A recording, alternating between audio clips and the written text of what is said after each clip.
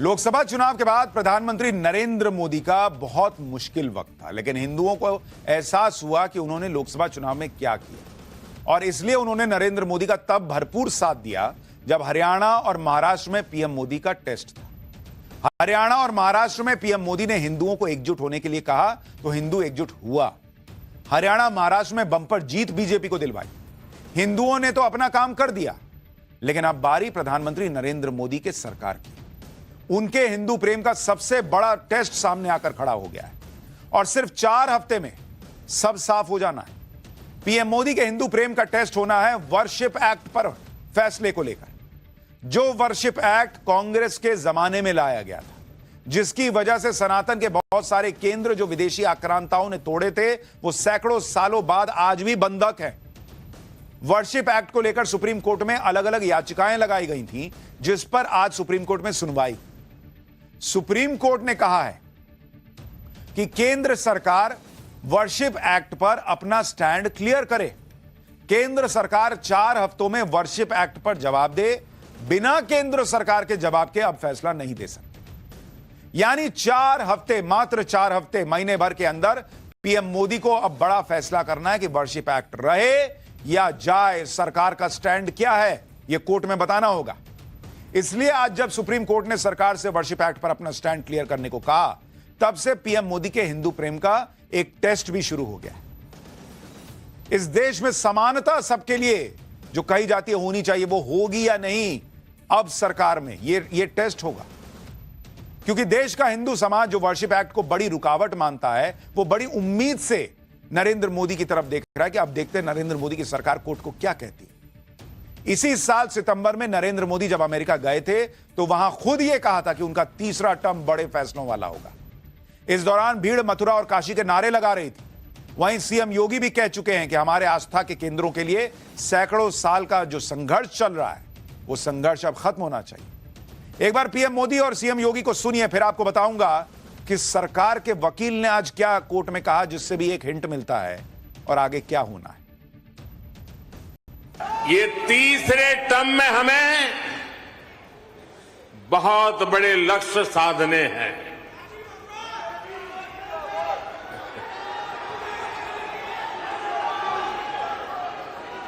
हमें 3 गुना ताकत और 3 गुना गति के साथ आगे बढ़ना है। लेकिन यहाँ कोई समाज सैकड़ों वर्षों से यहाँ की आस्था केवल 3 के लिए बात कर रही है, 3 के लिए।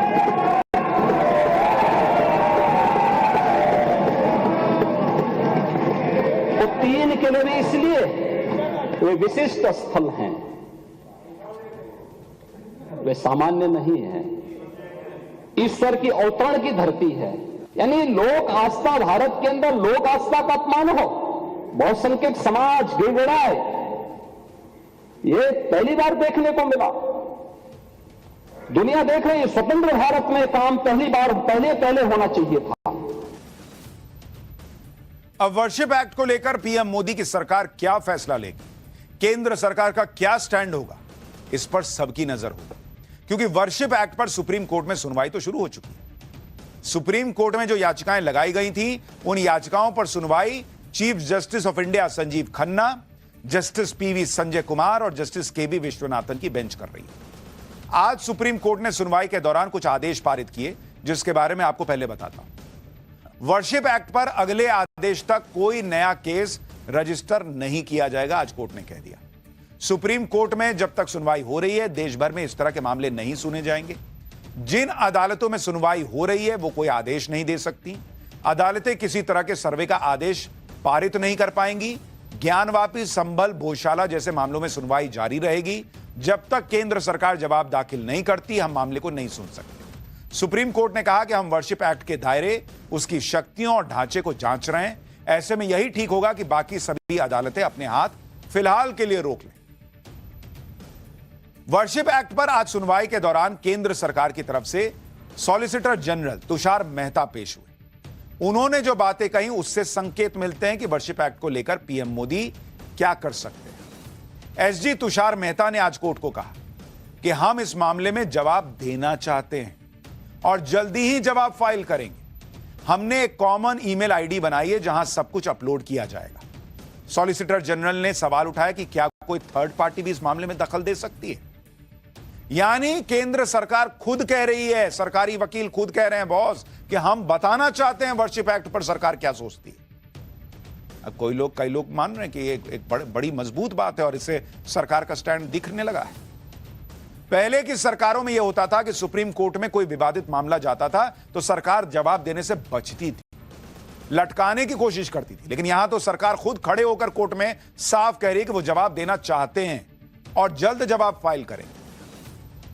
वर्शिप एक्ट पर सुनवाई के दौरान सुप्रीम कोर्ट ने और क्या क्या कहा वो आपको बताऊं, उससे पहले यह बताता हूं कि वर्शिप एक्ट को लेकर सुप्रीम कोर्ट में कितनी याचिकाएं दाखिल हुई हैं, कितने बड़े बड़े लोग और पार्टियां वर्शिप एक्ट वाले केस से जुड़ गई।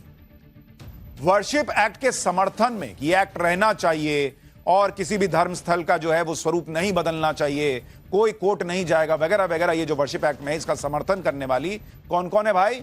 Communist party of India CPIM, Indian union Muslim league, Jitendra Awhad, NCP Sharad Pawar के जितेंद्र आवाड़, मनोज झा जो RJD के हैं, ज्ञानवापी मस्जिद कमेटी, शाही ईदगाह मस्जिद मथुरा, ये सारे लोगों ने याचिका दी है कि भाई वर्शिप एक्ट रहना चाहिए, नहीं हटना चाहिए। जबकि वर्शिप एक्ट के विरोध में सुब्रमण्यम स्वामी खड़े हैं, कह रहे हैं कि हटाइए इसको, ये क्या है। विष्णु शंकर जैन लड़ रहे हैं, देवकी नंदन ठाकुर हैं, अश्वनी उपाध्याय, इन लोगों ने याचिका डाली है कि वर्शिप एक्ट हटाइए बॉस, ये लोकतंत्र के खिलाफ है, हिंदुओं के खिलाफ। इतने बड़े बड़े लोग और संस्थाएं वर्शिप एक्ट में बदलाव या उसे खत्म करने के विरोध में उतरे हुए हैं। इनमें राजनीतिक दल भी शामिल है, सभी को अपनी अपनी राजनीति की चिंता है, इसलिए वर्शिप एक्ट का समर्थन कर रहे हैं। लेकिन हम आपको बताते हैं कि वर्शिप एक्ट को अगर पक्षपाती कहा जाता है तो कहा क्यों जाता है। भाई 2022 में सुप्रीम कोर्ट में सवाल उठा था कि क्या संसद के पास यह एक्ट पास कराने का अधिकार था भी या नहीं, क्योंकि वर्शिप एक्ट में उन विषयों पर नियम बने हुए हैं जो स्टेट लिस्ट में यानी राज्यों के अधिकार है, तो केंद्र ने कैसे बना दिया नियम, यह सवाल पूछा गया। आरोप है कि वर्शिप एक्ट संविधान के आर्टिकल 14 के खिलाफ है, जिसमें कहा गया है कि कानून के सामने सभी नागरिक एक जैसे। वर्शिप एक्ट पूरे देश में लागू है लेकिन जम्मू कश्मीर में लागू ही नहीं है, यानी वर्शिप एक्ट समानता के अधिकार के खिलाफ है। आरोप है कि वर्शिप एक्ट संविधान के आर्टिकल 21 के भी खिलाफ है। आर्टिकल 21 सभी नागरिकों को अपने अधिकारों का प्रयोग करने की ताकत देता है, लेकिन वर्शिप एक्ट कोर्ट जाने का अधिकार छीन लेता है। ऐसा कैसे होगा बॉस? आप कोर्ट जाने से कैसे मना कर सकते हैं, लेकिन यह एक्ट करता है कि नहीं जाओगे तुम जी कोर्ट, जो दे दिया ले या लो और निकलो यहां से। ऐसा हिसाब रहा है इस एक्ट को लाते वक्त। यह भी कहा जाता है कि संविधान के आर्टिकल 32 में दिए अधिकारों को वर्शिप एक्ट रोकता है। बाबा साहब अंबेडकर ने भी कहा था कि आर्टिकल 32 संविधान का दिल और आत्मा है। आर्टिकल 32 सभी नागरिकों को सुप्रीम कोर्ट जाने का अधिकार देता है, लेकिन वर्शिप एक्ट ऐसा करने से रोकता है। और ऐसा कानून कांग्रेस ले आई 1991 में और चले जा रहा है। संविधान में कई ऐसे आर्टिकल हैं जिनमें दिए अधिकारों और प्लेसेस ऑफ वर्शिप एक्ट में टकराव होता रहता है। जैसे संविधान का आर्टिकल 25 नागरिकों को अपना धर्म मानने और प्रचार करने का समान अधिकार देता है, लेकिन वर्शिप एक्ट हिंदुओं, जैन, बौद्धों, सिखों से यह अधिकार छीनता है। संविधान का आर्टिकल 26 धार्मिक समुदायों को अपने पूजा स्थलों के प्रबंधन प्रशासन का अधिकार देता है, लेकिन वर्शिप एक्ट हिंदू, जैन, सिखों के धार्मिक संपत्तियों को दोबारा हासिल करने से रोकता है। संविधान का आर्टिकल 29 भाषा, लिपि और संस्कृति को संरक्षित और बढ़ावा देने का अधिकार देता है, लेकिन वर्शिप एक्ट सांस्कृतिक विरासत से जुड़े पूजा स्थलों को वापस लेने से रोकता है। यानी यह पूरा एक्ट ही संविधान के खिलाफ है, यह दावा किया जाता है। लेकिन भाई वोट बैंक की पॉलिटिक्स भी कोई चीज होती है। आदमी वोट देखेगा कि संविधान देखेगा? तो आ गया कानून 1991, आ गया वर्शिप एक्ट। वर्शिप एक्ट का विरोध करने का एक लॉजिक इसकी कट ऑफ डेट भी है, यानी लागू होने की तारीख। प्लेसेस ऑफ वर्शिप एक्ट 1991 में कानून बना, लेकिन इसके प्रभावी होने की तारीख 15 अगस्त 1947 रख दी गई कि 15 अगस्त 1947 को भारत आजाद हुआ था। भारत की संस्कृति, धार्मिक मान्यताएं और तीर्थ स्थल उससे पहले नहीं थे क्या, लेकिन कहा गया कि भाई यही कट ऑफ डेट है। सबसे बड़ी बात यह है कि देश के नागरिकों को संवैधानिक अधिकार तो 15 अगस्त 1947 के बाद मिले हैं। 26 जनवरी 1950 यानी आजादी के करीब 3 साल बाद नागरिकों को ज्यादातर संवैधानिक अधिकार मिले। उस हिसाब से दावा किया जाता है कि वर्शिप एक्ट के लागू होने की तारीख ही गलत है। जो धार्मिक मान्यताएं सैकड़ों सालों से चली आ रही हैं, जो इतिहास में लिखा है, उन सबको नजरअंदाज करके 15 अगस्त 1947 की तारीख तय कर दी गई कि आजादी के वक्त जो जैसा था वैसा ही रहेगा, उसमें कुछ नहीं बदलेगा। यह क्या बात हुई बॉस? वर्शिप एक्ट का विरोध इसलिए भी होता रहा है क्योंकि यह कानून एक तरह से 1192 से लेकर 1947 तक आक्रांताओं द्वारा तोड़कर बनाए गए धर्मस्थलों को कानूनी मान्यता दे देता है, जबकि देश में ऐसे सैकड़ों धर्मस्थल हैं जिनके बारे में यह दावा किया जाता है कि वो मंदिरों को तोड़कर बनाए गए। इस कानून के विरोध में कहा जाता है कि मध्यकाल में अन्य धर्म के लोगों ने हिंदुओं के धार्मिक स्थलों पर कब्जा किया था और इस कानून से हिंदुओं के धार्मिक अधिकारों को चोट पहुंचती। भाई, एक देश पाकिस्तान बना, इस्लामिक लाइंस पर बना, वहां आप धर्म के हिसाब से चले गए, आप रह रहे। लेकिन जो भारत आजाद हुआ उसमें वो धार्मिक स्थल जो आक्रांताओं ने आकर गुलाम बनाए, उन्हें तोड़ा, वो धार्मिक स्थल आजाद नहीं होने चाहिए। ये कौन सी आजादी है बॉस? आप सोचिए कि 80% से ज्यादा हिंदुओं वाले देश में हिंदुओं के पास यह अधिकार नहीं है कि वो अपने धार्मिक स्थलों को फिर से हासिल कर सके। कह रहे हैं कि तुम कोर्ट भी नहीं जाओगे। क्यों नहीं जाएंगे भाई? 1991 में कांग्रेस की सरकार वर्शिप एक्ट लेकर आई थी कि नहीं नहीं नहीं, कुछ नहीं बदलेगा, हिंदू कह देगा कि ये है वो है, ऐसे कैसे चलेगा? जो जैसा था 47 में वैसा रहेगा। और यही कांग्रेस 1995 में वक्फ एक्ट लेकर आ गई कि भाई वक्फ बोर्ड जहां कह देगा वो उसका हिसाब देखना पड़ेगा। अरे, ये दोनों ही एक्ट कांग्रेस के मुस्लिम तुष्टीकरण की राजनीति के प्राइम एग्जाम्पल हैं। वर्शिप एक्ट से हिंदुओं के हाथ बांध दिए गए। 15 अगस्त 1947 में जिस धार्मिक स्थल का जो स्वरूप था उसमें बदलाव नहीं हो सकता। दूसरी तरफ वक्फ एक्ट से मुसलमानों को यह अधिकार दे दिया गया कि वो जिस प्रॉपर्टी को चाहे वक्फ प्रॉपर्टी घोषित कर सकते हैं। वर्शिप एक्ट में यह प्रावधान किया गया कि मंदिर तोड़कर बनी मस्जिद के खिलाफ हिंदू कोर्ट तक नहीं जा सकते। वक्फ एक्ट में यह प्रावधान किया गया कि वक्फ बोर्ड जिस संपत्ति पर दावा कर दे उसे चैलेंज नहीं किया जा सकता। मतलब गजब का सेक्युलरिज्म चल रहा है बॉस। हिंदू कुछ नहीं कर सकता, मुसलमान इस देश में रह रहा है तो भाई वो सब कर सकता है। ये कौन सा तराजू बराबर है भाई सेक्युलरिज्म का? ये दोनों को बराबर पावर दी है क्या?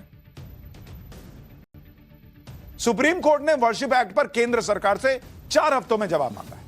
केंद्र सरकार के जवाब दाखिल करने के बाद क्या हो सकता है, अब आपको यह भी बताता हूं। अगर केंद्र सरकार इसके खिलाफ जाती है और इसे गैर संवैधानिक बताती है तो केंद्र सरकार पर वर्शिप एक्ट को संसद के जरिए खत्म करने का दबाव बढ़ेगा। और अगर केंद्र सरकार न्यूट्रल रहती है या एक्ट का साथ देती है तो सब कुछ सुप्रीम कोर्ट पर निर्भर करेगा। कोर्ट में वर्शिप एक्ट की लीगैलिटी पर बहस होगी, जिसके बाद वर्शिप एक्ट का क्या होगा इस पर फैसला आएगा। लेकिन 4 हफ्ते में तस्वीर क्लियर हो जाएगी कि इस देश के संवैधानिक इतिहास पर जो कई लोगों को लगता है काला काला दाग है वर्शिप एक्ट, वो रहेगा या जाएगा। नरेंद्र मोदी सरकार क्या कोर्ट में जवाब देगी, अब इस पर सबकी नजर है।